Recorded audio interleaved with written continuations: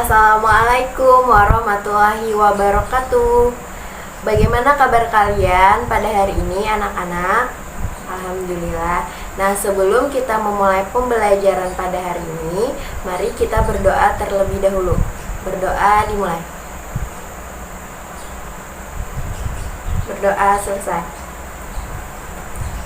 Baik, selanjutnya ketemu lagi nih di pembelajaran kita dengan tema 8, daerah tempat tinggalku, subtema 1, lingkungan tempat tinggalku, muatan bahasa Indonesia. Sebelumnya ada beberapa bagian pokok yang harus diketahui anak-anak ibu sebelum masuk ke pembelajaran. Yang pertama ada standar kompetensi. Nah, mengungkapkan pikiran, perasaan, dan informasi dalam bentuk formulir, ringkasan, dialog, dan paraprasa. Kemudian ada kompetisi dasar. Anak-anak ibu dengan mencermati tokoh-tokoh yang terdapat pada teks fiksi, kemudian menyampaikan hasil identifikasi tokoh-tokoh yang terdapat pada teks fiksi secara lisan maupun tulisan. Indikator. Nah, setelah memahami teks cerita fiksi yang dibaca dan didengar siswa dapat menjelaskan tokoh-tokoh yang terdapat pada teks fiksi.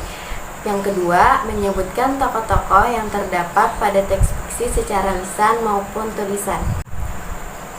Ibu akan menjelaskan mengenai teks fiksi beserta unsur-unsur pembentuknya. Unsur-unsur pembentuk teks fiksi, yang pertama itu ada tokoh, yang kedua ada tema, yang ketiga ada alur, yang keempat ada amanat, dan yang terakhir ada latar. Yang pertama ada tokoh. Tokoh adalah pelaku cerita atau sesuatu yang mengalami peristiwa di dalam suatu cerita. Yang kedua ada tema. Tema merupakan dasar cerita atau sesuatu yang menjadi pokok terbentuknya suatu cerita. Yang ketiga ada alur. Alur merupakan rangkaian peristiwa atau kejadian yang terdapat dalam suatu cerita. Kemudian yang keempat ada latar. Latar merupakan keterangan yang menjelaskan keadaan dalam suatu cerita.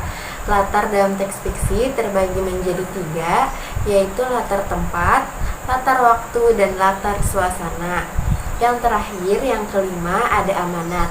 Amanat merupakan pesan yang terkandung dalam sebuah cerita. Amanat di sini dalam teks fiksi terdapat tokoh yang berperan di dalamnya. Ada yang berwatak positif dan ada yang berwatak negatif. Adanya tokoh-tokoh tersebut dalam teks fiksi diharapkan dapat memberi suatu pesan kepada pembacanya. Kemudian amanat dapat dipahami setelah kita membaca keseluruhan teks fiksi. Beberapa hal yang perlu dilakukan dalam memahami amanat yang terkandung dalam teks fiksi. Yang pertama, kamu harus membaca cerita dengan seksama.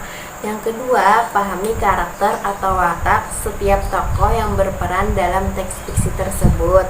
Yang ketiga, watak tokoh dapat diketahui dari penjelasan pengarang cerita yang tertera di dalam cerita tokoh lain dan konflik atau permasalahan yang terjadi dalam suatu teks fiksi. Sekarang mari anak-anak dengarkan seksama cerita teks fiksi yang akan ibu bacakan tentang semut dengan merpati. Pada suatu hari yang panas, semut mencari air untuk diminum. Setelah berjalan ke sana kemari, ia menjumpai sebuah kolam. Untuk masuk ke dalam kolam itu, ia memanjat rumput. Ketika memanjat rumput, ia tergelincir, lalu terjatuh ke dalam kolam. Kemudian semut ditolong oleh merpati yang sedang duduk di atas pohon di tepi tasik itu. Merpati menggigit sehelai daun lalu menjatuhkannya dekat dengan semut yang sedang terkapai-kapai itu. Semut bergerak ke arah daun lalu memanjat daun. Kemudian akhirnya daun itu hanyut ke tebing kolam. Kemudian semut naik ke tebing kolam lalu berjalan ke pangkal pohon tersebut. Nah, pada ketika itu, seorang pemburu burung hendak melemparkan jeratnya ke arah merpati. Semut menggigit kaki penjerat burung. Penjerat burung pun merasa kesakitan, lalu melepas jeratnya. Merpati terbang dari situ untuk menyelamatkan dirinya. Nah, dari cerita yang ibu bacakan tadi, anak-anak sudah mendengarkan dan menyimaknya dengan baik. Sekarang tugasnya anak-anak ibu minta untuk menjelaskan tokoh-tokoh yang terdapat pada teks fiksi yang ibu bacakan tadi, dan dapat menyebutkan tokoh-tokoh yang terdapat pada teks tersebut. Sekian pembelajaran kita pada hari ini, semoga bermanfaat.